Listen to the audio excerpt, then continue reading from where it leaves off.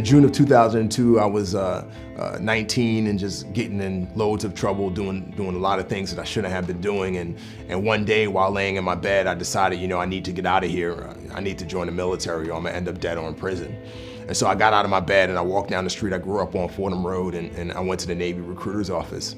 And when I got there, I told the recruiter, hey, I want to join the Navy. I want to be a SEAL. And which was kind of funny at the time because I was skinny and couldn't swim. But that's a whole nother story.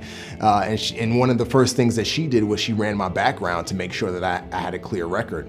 And she came back immediately and she said, Remi, you can't join the military. You have 2 warrants out for your arrest. I had a warrant in New Jersey and I had a warrant in New York. And I got up and got ready to bolt out of the office because at this point I'm terrified. I'm wondering if she's gonna turn me into the authorities. And right before I got to the door, she stopped me and she asked me if I had a suit. And I told her, no, I don't have a suit. She said, well, do you have something nice that you could wear? And I said, absolutely. So she said, come back tomorrow. I came back the next day and this woman took me to a judge in New Jersey and a judge in New York. She was in her dress uniform and she advocated on my behalf.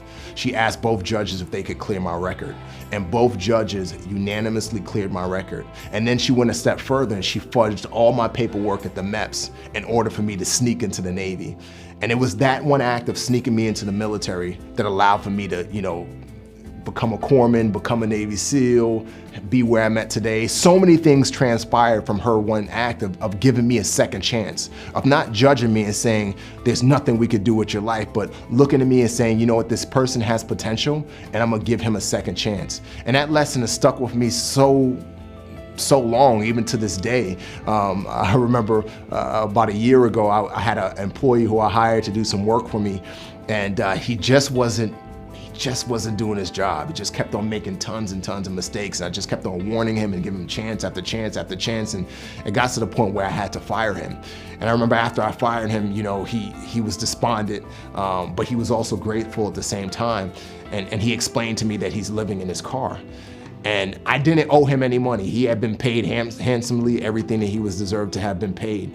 But there was a part of me that said, give him a second chance financially, help him out. And so I didn't hire him, but I gave him a check for a substantial amount of money, and I told him, I said, hey, good luck with your future. Fast forward to 4 months later, he reached out to me and he said, hey, Remi, guess what? I have this amazing job at this massive production company in Hollywood. I know that you're writing films and you have a book coming out. If you ever need anything, please let me know. I want to pay you back for, giving me a second chance. And I kind of filed that away, and then a few months later, I decided to kind of pull his card and give him a call, and I did. And in that one call, it led to me signing with this production company and one step closer to getting one of my screenplays turned into a film. And so that's where I learned the key lesson of giving second chances, but also paying it forward.